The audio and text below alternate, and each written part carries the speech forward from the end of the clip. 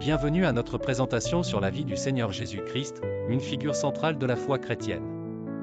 Nous allons parcourir les moments clés de sa vie tels qu'ils sont relatés dans les évangiles du Nouveau Testament. Préparez-vous à un voyage à travers sa naissance, son ministère, sa mort et sa résurrection. L'histoire de Jésus commence avec sa naissance à Bethléem, comme le rapporte l'Évangile selon Matthieu et celui de Luc.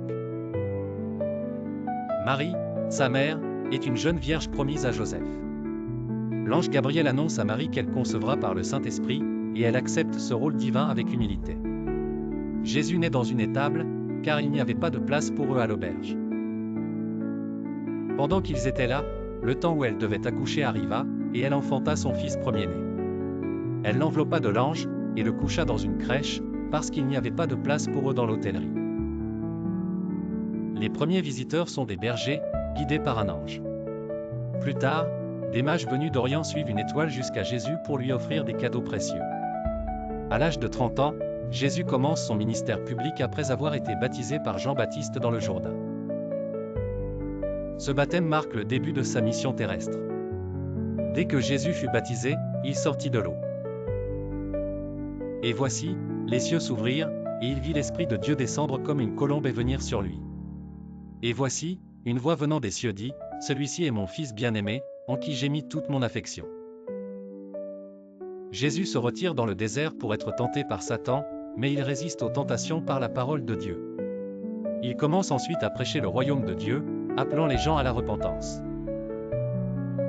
Son message est accompagné de nombreux miracles, guérisons, résurrections, et la multiplication des pains. Jésus enseigne par des paraboles et des discours. Parmi ses enseignements les plus célèbres figure le sermon sur la montagne. Dans ce sermon, Jésus donne des directives sur la manière de vivre une vie juste, en insistant sur l'amour du prochain, la miséricorde et la pureté du cœur. Il proclame les béatitudes, promettant des bénédictions à ceux qui suivent ses enseignements.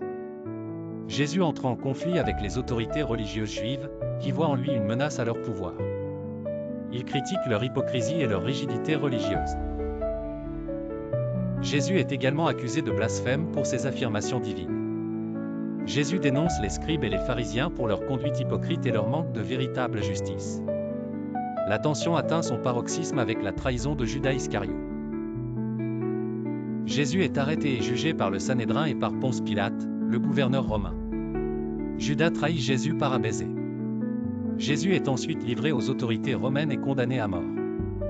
Il est crucifié au Golgotha, et meurt après des heures de souffrance.